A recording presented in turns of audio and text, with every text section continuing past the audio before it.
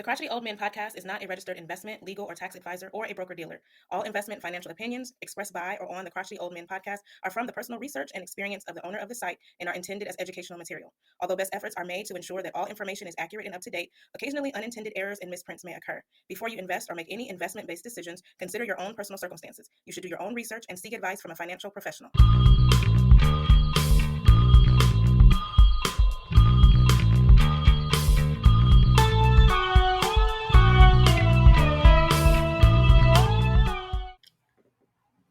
And another great day it is with the Thecrotchetyoldmen Old Men podcast. Hello, good day, good night, good afternoon, good morning, and whatever hemisphere you're in. This is Gary Smith, one of the co-hosts of the Thecrotchetyoldmen Old Men podcast. And with me today in the studio is my main man, George Crumley. Top of the day to you, George. Top of the day, Smitty. How we doing? Hey, man, we doing everything we can and the easy ones twice. There you go. Good. There you go. There you go. Man, so happy to be here, man. These last couple of podcasts have been really, really good. So we've had some really great guests, and today's no exception. We've got Oscar Sistrunk on today. He's a professor over at Morehouse, and we've got Oscar on today to talk about a great program over at Morehouse to educate not only our Morehouse up and coming student body, but also the community. It's a community activity. It's right in line with what we're always talking about as far as real estate. So without further ado, I'm going to go ahead and jump right in. Welcome, Oscar. How we doing today? I'm doing fine. How are you guys doing? We're doing good. I know you don't sound crotchety. I thought you're supposed to be a crotchety old man. Y'all sound like you got something going on. Just stick around for a while. There you go. There you go. Stick around for a while. We'll get crotchety. Yeah. All right. Hey, Oscar, just as a reminder before we jump in, and just kind of give a quick overview of your background and talk about a little bit about yourself, and then we're going to jump into your subject. All right. A little background about me is I'm from New Jersey, and I came here to Atlanta 49 years ago to attend Morehouse College. And tell people I chose Morehouse because I wanted to go to a black college, and I wanted to get as far away from my parents as possible. And so I wanted to get warm weather, but I didn't want hot weather, so I didn't want to go to Florida. So it came down to Morehouse in Atlanta. When I got here to visit, I saw Spelman College, and I said, deal. I said, shoot, I can find me a pretty black female who can cook from scratch, a good old Southern girl. That's what I wanted. And I found one. So it all worked out. Came here, got an undergrad degree in accounting, then went to Georgia State and got a master's degree in real estate finance. And as I was looking around for a job, Morehouse offered me a job to come teach. And I've always been an entrepreneur, so I said, well, I'll tell you what, I'll come teach for a little bit, and then eventually become an entrepreneur and start my own business. 35 years later, I was still teaching over there. I retired. I started in 1980, retired in 2015, and now I'm coming back to bring back one of the programs that we had started when I was there. So that's what we're going to talk about. I taught real estate at Morehouse along with entrepreneurship and information systems, and then I'm also a commercial real estate appraiser. And I buy income-producing properties for myself. So I kind of got into the real estate area. It's something I always liked. I was lucky enough to teach it. And also now I do it full-time as my own business as a commercial appraiser. Well, it definitely makes you fully qualified to talk about the subject we're going to talk about today. So the name of this program is the Morehouse Real Estate Institute. Is that the name of the program? Yes. It's... Again, back in the mid-'80s, New York Life came to us at Morehouse and said that they would like to fund some real estate classes. So Mr. Alan Panado from New York Life retired from there and came over to Morehouse, and he and I started teaching some real estate classes. One of the classes I started was a real estate appraisal class, and that lasted up until probably about the year 2000. As we taught those classes, and therefore Morehouse students who got a degree in business could take these. There were 4 real estate classes that they could take. Once I left and some of the other professors retired, we kind of lost track of those classes. And currently there's only one class being taught. But during that 20-year or so period, we educated quite a few Morehouse and Spelman students in real estate and real estate investing and real estate management, all the different fields. And so, probably about the fall of last year, I decided it was time to, I'm still young enough to try and bring this program back and turn it into an institute that can then last for generations. So what's the overall And that's what we're what's the overall goal of the program? Sure. There's a couple of goals here. The overall goal is to help the community understand the importance of real estate investing, not only for their own personal home, but also why it's important to use it to generate wealth and to create multi-generational wealth. So that's the overall goal. Within Morehouse, it's to bring back those classes that we had, so that students can begin to can learn more about real estate. And let me say this while we're talking about this. One of the things we want to let people understand is Black African Americans have been in real estate for hundreds of years. And we know that real estate can be used to close the wealth gap. But what people don't understand is that over the decades and really over a century, many Black people lost their land due to violence. So there were Black people who were investing in land and farmers and entrepreneurs for hundreds of years. Some of them were free. Remember that they were free. They weren't all slaves, but many of them ran into situations where their land was taken from them, either legally or illegally through violence, including death. If you read some of those old stories and think about it, man, if that land had stayed inside of our community all those generations ago, where we would be in terms of wealth. Just think of North Fulton, Forsyth County, up there what that land is going for now compared to what those Black farmers had back in 1910 and 1890 when that land was taken from them through the violence. So those are the kind of things for people to know about. Yeah, absolutely. Well, you're so spot Yeah, on. absolutely. And it's a good starting point because of the fact that what your program is going to do is give us these opportunities again so that we can take advantage of them and leave them in our family. So I think that's so important. So, examining your program, it has looks like a 2-pronged approach. One is if you're an enrolled student at Morehouse, you can take a series of classes, get course credit, and learn about real estate in the fashion in which you guys are teaching.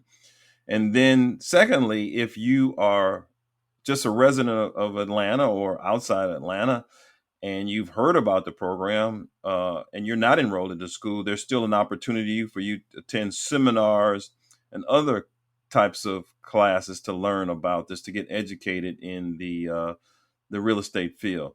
So can you kind of expand on both of those? Sure. Inside of Morehouse, where these classes will be available, they'll also be available to all AU students through cross-registration. So we expect Spelman and Clark Atlanta students to participate in these courses. Then even outside the business department, right?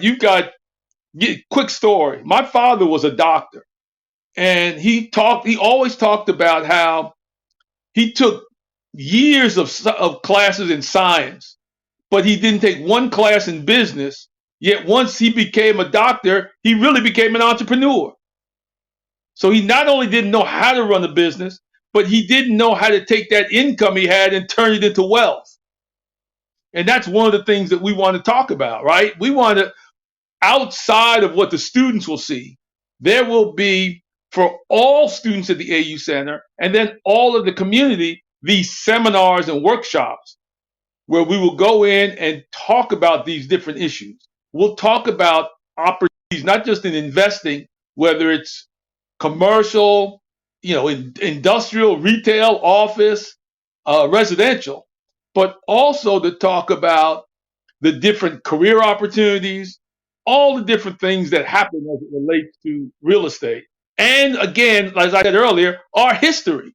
I tell students all the time, if if you think it's bad now, imagine trying to own some real estate 100 years ago in Cobb County. How do you think that would have went? Now you've got the opportunity to not only buy it, but you've got legal and all kind of protections that you didn't have 100 years ago. I mean, think about it. 100 years ago, what was it? It was 1921 with Wall Street. Black Wall Street was around that time. They had riots in cities all over the country back in not between 1900 about 1925 or 6. So that's what we want to talk about, the history. We want to talk about what's going on now, and we want to talk about the future on a general basis and for individuals. So it seems like we're trying to be all things to all people, but we aren't. It's really the same thing, right? It's all connected. It's all about wealth creation and management individually on a multi-generational platform. How do we do this? Well, one thing I can truly say, Oscar, is that I like that montage of turning income into wealth, and that's something that I think we could probably talk about for the next couple of hours. But unfortunately, we don't have a couple of hours to discuss it. How do you propose to do that, turning income into wealth? Because that's certainly something that a lot of people want to know about. I'm sure the calls that I get about it from college age students as well. So could you speak on that topic, please? Sure. How I put it, how I talk about it is the important thing in life. Everybody, I always have students say, and then people come to me and say, how do you get rich? How do you get wealthy in this country? And I tell people it's easy to do it. And one of the first things you have to do is get yourself physically and mentally ready to handle wealth. And then get the education, right? Whether it's in the classroom or it's online, whatever the education, your income producing potential. And then once you do that, once you maximize your income producing potential, you have to control your expenses so that you can create income. That income then has to be you have to get it out of the dollar. I tell people all the time about that. We live in the dollar plantation. Get out of the dollar plantation. One of the ways to do it is through real estate. Right? That's an age-old asset that will protect you against the dollar plantation and what they're trying to do to you. So don't keep your money. You keep some money in the bank, right? Everybody has to have some money in the bank, but most of your money needs to be invested in real estate, for example. And therefore, that real estate will then turn that income into long-term wealth. And if you continue to do it slowly but surely over time, because of the power of the multiplication of a dollar, if you continue to do that, you'll end up generational wealth before you know it. Because this is quick. It's so interesting that you talk about education. I was at my Keller Williams sales meeting this morning, and the subject was real estate agents owning income producing property, whether it's an Airbnb or whether it's rental property. But here again, that taking advantage of the fact that you show properties or you go into people's houses all the time. You're basically the first to see this house before they put it on the market. And here again, you should use that as an opportunity, if it expands your portfolio, to make an offer if it's in your budget. But even before that, one of the things they talk about is educate yourself. If this is something you want to do, and something obviously we should do if we want to continue to build wealth, because you're not going to build wealth or become wealthy working for somebody from 8 to 5. You have to have an alternative source, and real estate becomes one of those main things that you can do. But interesting enough, here again, back to the education part, regardless of what age you are, if you want to do something, here again, real estate, learn, read before you start talking about, putting your money out there. You need to learn all the different facets of it. So it sounds like, this is what you guys you're offering over here at Morehouse, which I think is a great opportunity. So kind of tell us, what's the time frame? When will this be available to not only the students, but also to the general public? All right. We started, because I said, probably around October, November of last year. We put together an alumni association and started that in December. And really January of 2023, this past semester, we offered some forums and speakers series. But of course, it was more of just the practice and learning how to do that. And we had students and we had some of the outside community attend. But starting this semester, which begins this month, August 16th, by September, we will be, we have a couple of forums that we'll be having. We have a speaker series that will come about. And we'll begin to really get out into the community and start talking about some of these issues. For us, remember, it's long term, it's multi-generational. My job is to just help kind of kick it off and get it started. Then I'm gonna turn it over to some young guys who can then take it over and really expand it. And the key is to just keep growing it. And it's been received very well by the community. I think it's needed. The corporations, I've not had one corporation say no yet. So I think it's going to do extremely well. We have some corporate sponsors that we'll be announcing that are making a significant donation and are in a variety of different real estate industries. We've got industrial, warehouse, mixed use. We've got some national companies that are coming in. They're just kind of running over top of each other because they know the importance of trying to not only educate two things, well, three. One, they know the importance of trying to find that next generation of employees.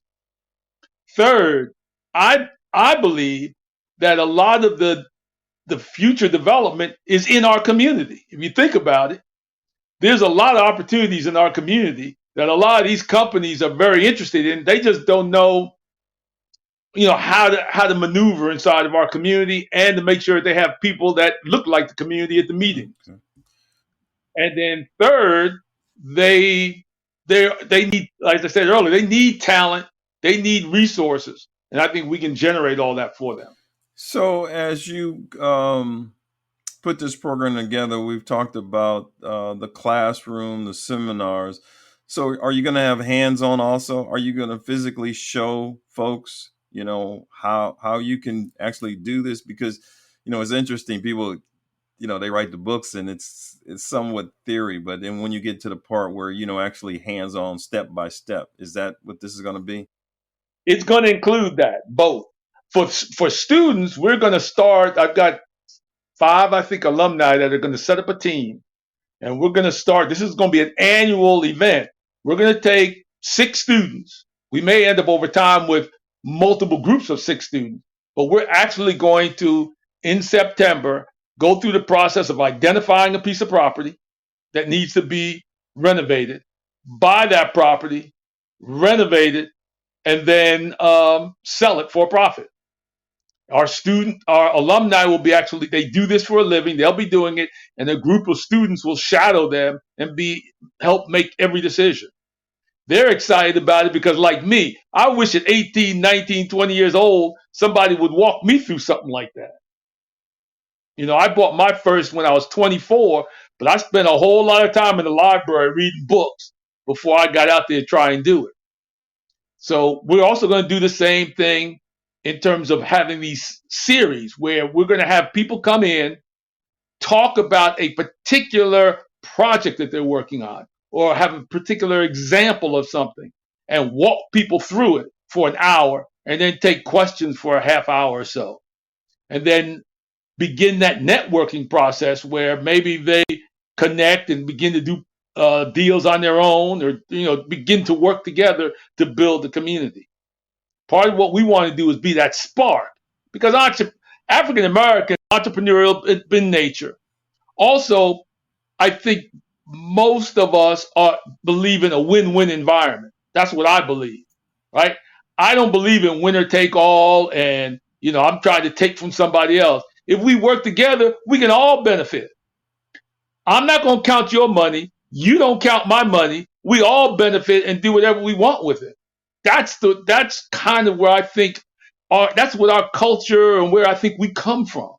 This fighting each other for money and trying to get to 10 billion faster than somebody else. For what? I'd rather have 100 people be millionaires than one person being a billionaire. And we can all have a good time and enjoy life and make sure that our offspring are better off than our ancestors. That's well said. Well said. So if I'm sitting at home listening at the Crotchety Old Men podcast and I'm hearing this conversation, I guess what's circulating through my mind is, okay, so how do I get involved? Understanding that if you're a student, you probably get involved, like you say, it's a course study. But if I'm outside of Morehouse, how do I get involved? How much is it going to cost me? What do I have to invest? Because we know. Well, let's say you have to invest your time. Depending how this thing lays out, and based on what the response we're getting from corporations, there may not be that much of a fee. What we want you to do is invest some time. We get the word out. We're gonna get some students from the computer science department to help us set up our social media presence and how do we connect with everybody, so that you'll be able to connect to us in a variety of different ways, so that you'll know all the events. It's not like it was 50 years ago when I came to Morehouse, right? And you had to come to Morehouse to the Friday afternoon party to find out what was going on. They don't do that kind of stuff anymore. It's all on some TikTok or some Instagram or some Discord account or something. That thing is laying out there, or somebody's tweeting it out. So we'll get all of that out there to people so that they'll know about what's coming, and the forums that we're going to have. We're thinking about doing like a Saturday event once a semester, where we can bring a variety of people to come in, and it's almost like a little conference. And you can come listen to speakers. We're going to talk not just about theory, but I like speakers who can talk about the practical side of it. Yeah, I Right? was going to ask you about that because, commercial real estate is a totally different animal than any other sector of real estate. And the mindset, the proper mindset, you don't come to commercial real estate looking for a job. All right. Right. Jobs are, that's not the way you're going to make money in real estate. Certainly not big money with a job. Commercial real estate is an entrepreneurial business. That mindset has to be there. If you want to get in this industry thinking that you're going to get a job, then you may as well go on to, our block somewhere, because that's all you're going to get. It's risk. And if you don't take a risk, I say this all the time, if you're not willing to take a risk, then you're going to end up working for somebody who did. Okay? So make sure you get that out to the people, because every day I talk to a 50-year-old person, male or female. You know the number one concern on their mind is retirement. Retirement, because they've been told that at age 65 is the optimum time that you retire. And they look at that clock and they say, oh my God, only have 15 years to go. And I've been fiddle farting around over at this job, and that income, Oscar, that you talk about, I did not turn my income into wealth. What am I going to do? And then they want to think, oh, maybe I can get into commercial real estate because that's where you can make a whole lot of money. True, you can. But until you have the right mindset that you're talking about, Oscar, And it's like sharpening an axe. If you spend more time sharpening your axe than you do trying to hit the tree, you're going to be very successful in cutting that tree down. Same way as it relates to real estate here, in particular commercial. Mindset, education, education and mindset. Then you'll be able to understand, and I think you said it best, Oscar, early on about the financing of real estate. Because real estate is a finance business, not all about bricks and mortar. It's about financing. And I tell people all the time, if this is your passion, if this is something that you love, then it's really not work. I get educated every day because it's something I like to do. Yes. I haven't had a job in my life. I think I did. Let me say that I worked 2 weeks at Ford Motor Company on the assembly line, and I quit. That's why I said, no, I ain't working for it anymore. Exactly. I'm only going to do what I like to do, which happens to be real estate. And so I'm going to work all the way till I get to the door because it's something I enjoy. People say, man, you work so much. I haven't worked a day in my life in 40 years. Amen. Ditto to that. Ditto That's to that. That's what it is. So when I hear people say, about courses, but it's not a course. When I used to take these classes, it was fun. I was, when they have a speaker come in, or I would like when I was teaching and I had speakers come in, I would take them on field trips.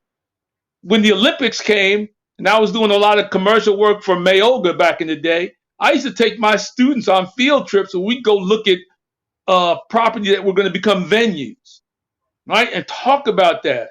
And those students to this day still remember, man, I remember when we went to where such and such was being built for the Olympics and what it was and now what it is now. I said, yes, but that was fun. That was not work, right?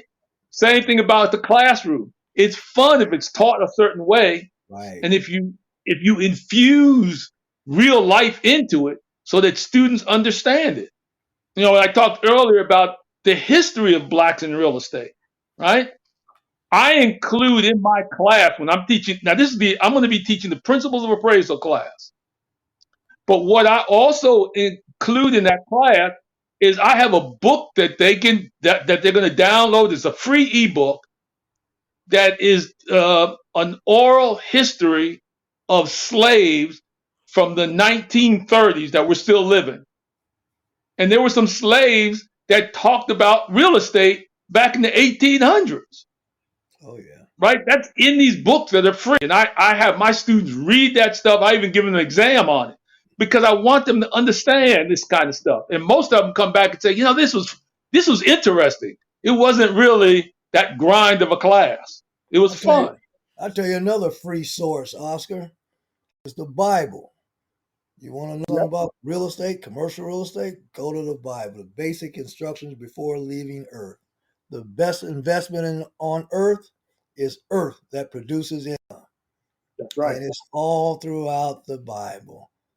And I'm not going to get through scriptures and stuff out here, but that's one of the best places to learn right there, because many of the principles that are applicable to real estate this day began well before slavery. That's right. There's a reason why there's mentioned in the Bible 1,957 times land, real estate. It's mentioned more than any other word in there, salvation and all that other stuff. So yeah, we need to get to the source. We need to get those things. But more importantly, position ourselves to turn our communities around, participate, build strong communities, build strong financial structures. And when I mean financial structures, I'm talking about everything from grocery stores to retail, industrial, self-storage, and you name it.